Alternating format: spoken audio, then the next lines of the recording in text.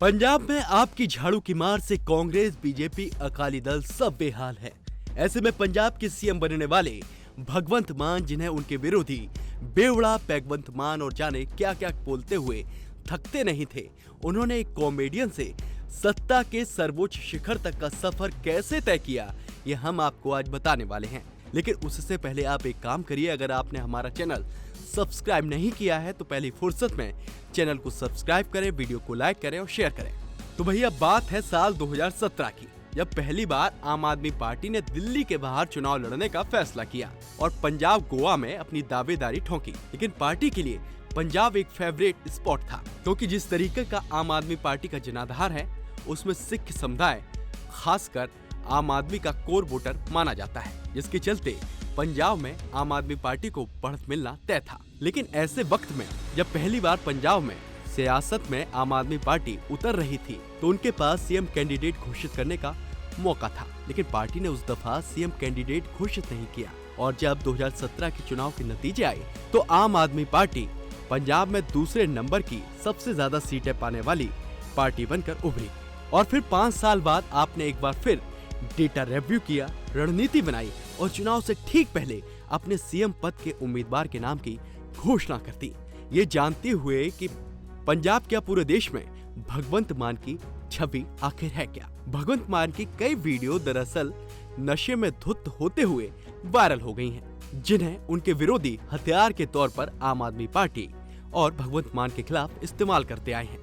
लेकिन आपने भगवंत मान के अंदर एक नेता देखा, वो नेता जो 2014 में प्रचंड मोदी लहर के बावजूद आम आदमी पार्टी जैसी नई नवेली पार्टी के बैनर तले चुनाव लड़ता है और सारे सियासी पंडितों को गले साबित कर अपनी सीट पर दमदार तरीके से चुनाव जीतता है। पहली बार 2014 की जीत को सियासी पंडित भले ही एक तुक्का मान लें, लेकिन 2019 में भी जब फिर से पूरे देश में मोदी ब्रांड की आंधी चली, फिर भी भगवंत मान नाम का आपका जो सबसे मजबूत सियासी योद्धा था, वो अपनी सीट पर डटा रहा और इसने फिर से फतेह हासिल की।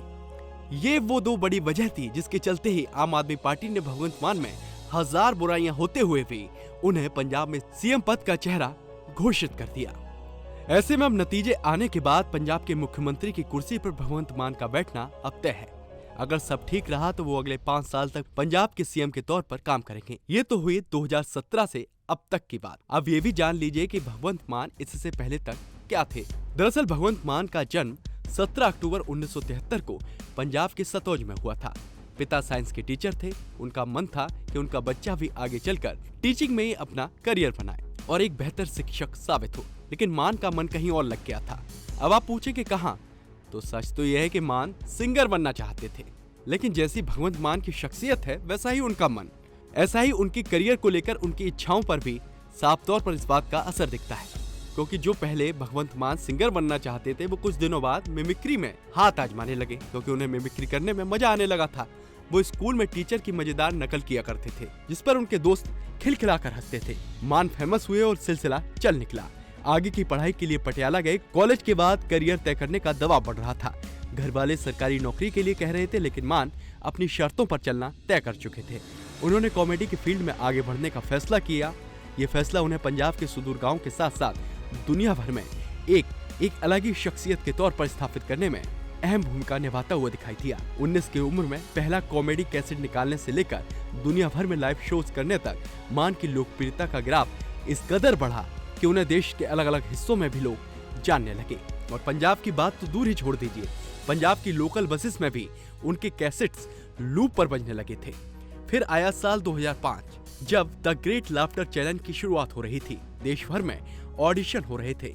चुने जाने वालों में भगवंत मान का भी नाम था। उस दौर में जब मान परफॉर्मेंस दे रहे होते थे, तो उनके सामने जज वाली कुर्सी पर शेखर सुमन के साथ नवजोत सिंह सिद्धू भी बैठे होते थे। वैसे ये भी एक अद्भुत संयोग है, आज सिद्धू अपनी सीट गंवा चुके हैं और भगवंत मान मुख्यमंत्री बनने जा रहे हैं। तो ये था उनका भूतकाल। अब जरा उनके भविष्य के बारे में भी थोड़ी सी बात कर ही लेते हैं। अब सच तो ये है कि भगवंत मान ने धारा के विपरीत जाने की शुरुआत कर ही दी है। उन्होंने पंजाब में ऐतिहासिक जीत के बाद कहा है कि वो राजभवन की जगह खटकर कला गांव में मुख्यमंत्री पद की शपथ लेंगे। खटकर कला गांव वो गांव है जिससे भगत सिंह समेत कई और स्वतंत्रता सेनानियों का जुड़ाव रहा है। ऐसे में भगवंत मान का ये नया फैसला क्या सच में पार्टी के भीतर के साथ साथ उनके विरोधियों के बीच भी उनकी पुरानी छवि को बेहतर बनाने में मददगार साबित होता है या फिर नहीं, ये तो बात की बात है। लेकिन एक बात जो साफ है वो तो यही है कि भगवंत मान पर पंजाब की जनता ने भरोसा जताया है।